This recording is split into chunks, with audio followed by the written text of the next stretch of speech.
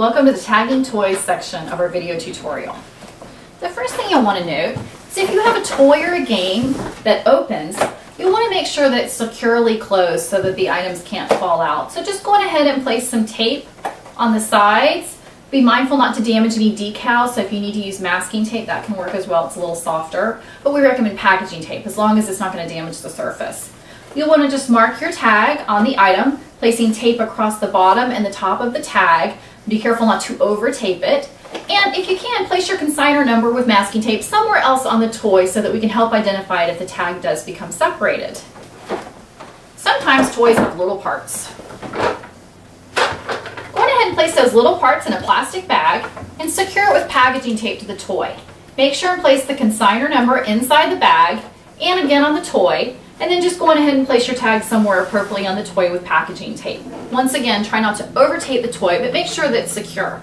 Always use packaging tape and don't use Scotch tape so that it's secure. You'll also want to make sure that if the toy requires a battery, that it works. Doesn't matter what kind of battery it is or how much juice it has in it, we just need to make sure that if the toy requires a battery, the consumer can see that it still works. Sometimes you're going to have large items that are awkwardly shaped. There's a couple of ways you can handle this ring holder. I could take the rings off, put them in a separate plastic bag, and attach it to the holder. That would be one way. Or since this item was relatively small, I just was able to place the whole thing in the bag. Just be mindful that we want the consumer to get all the parts of the toy so that they're happy and that they don't have to spend all day removing packaging tape. So while we could go in and just tape that down, probably the better way to do it is to put it in a bag and then just tape it once.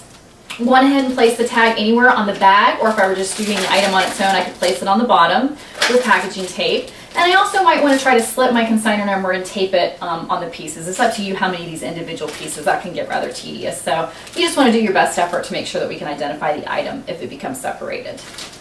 Lastly, you might have a large toy that has little pieces that go in. You can, once again, just attach them to a bag and attach them to the top, or you could just leave the pieces in the item, tape the opening, and then secure any of the openings with packaging tape, and that would work as well. Once again, you want to make sure that the item has batteries if it requires them.